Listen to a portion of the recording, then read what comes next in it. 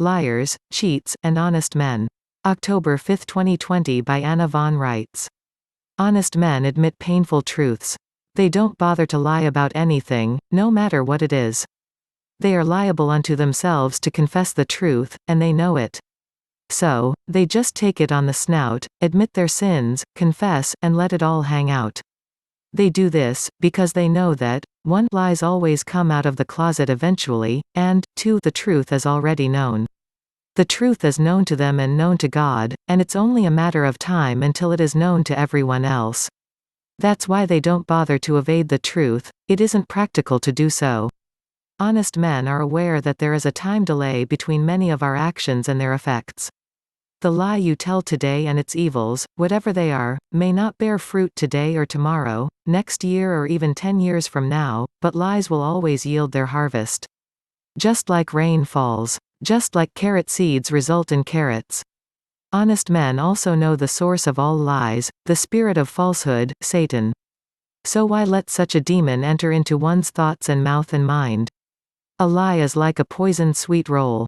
It may taste good, but it will make you sick. My point is that this scrupulous devotion to the truth is a matter of practicality and maturity. Wise men value the truth, for many reasons, but the bottom line is that lies don't ultimately work. Cheats lie by omission. They don't actually tell whoppers. They just omit vital information and let people draw wrong conclusions as a result. We have plenty of examples of that in our current governmental services corporations, including the so-called public schools. When were you taught that the reconstruction of our government is still pending? The cheats are the men and women whose duty it was to teach you the whole truth, and who instead kept mum. Liars may also omit crucial information and benefit themselves by their omissions, but they take it a step further and fabricate lies and spin tales and embroider everything, so as to misrepresent what is actual and factual. People have many reasons for lying: to benefit themselves, to enrich themselves, to aggrandize themselves, or to avoid punishment or blame, or to protect someone or something else they care about.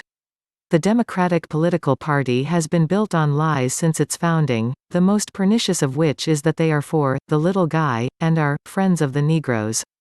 Their voting records and history of legislative acts tell a completely different, even opposite, tale.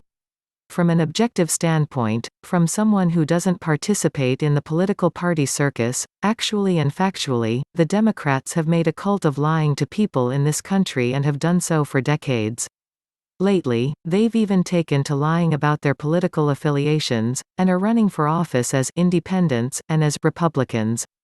Here in Alaska, we've got two such candidates, Al Gross and Alice Galvin, both trying to pull the same deceit and run as independents, when they've been caught on tape admitting that they consider themselves progressive and intend to caucus with the Democrats. They are doing this because people don't trust Democrats anymore, so the Democrats are relabeling their product, doing a little shimmy shuffle dance, and following the Satanist practice of pretending to be their enemies. Thus we have Rhinos, Republicans in name only, infiltrating and disgracing the Republican Party from within.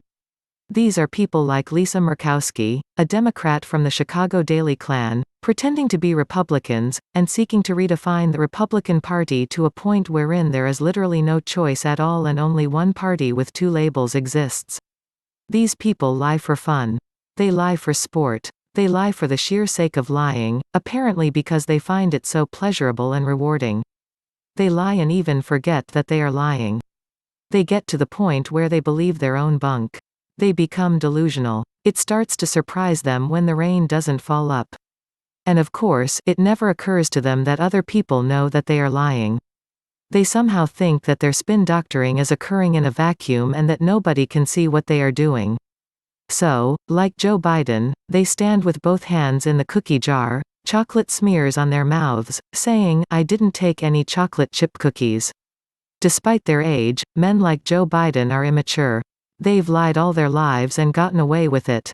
All their lives they've been telling whoppers, and because other people were also telling whoppers, they think it's okay. The swamp dwellers have created what J. Edgar Hoover called a culture of lies, and so, this cancerous culture has spread until merely telling the truth, that Joe Biden is a crook and a bully and a diehard elitist, arrives like a thunderbolt. How can I say that? Because it's true. He is. Read his speeches. Look at his friends and political mentors. Look up the videos where he brags about his racketeering and abuse of the power of his political offices. My mother wagged her head at me more than once and said, "Never befriend a liar. A man who will lie to you, will lie about you. The truth is not in them, and without the truth they have no moral compass at all. Anything goes. They believe that the ends justify the means. Such people have no sense of decency, no loyalty, no strength, and no shame. They are like reeds in the wind, hollow inside, and blowing their mouths to hear themselves blow."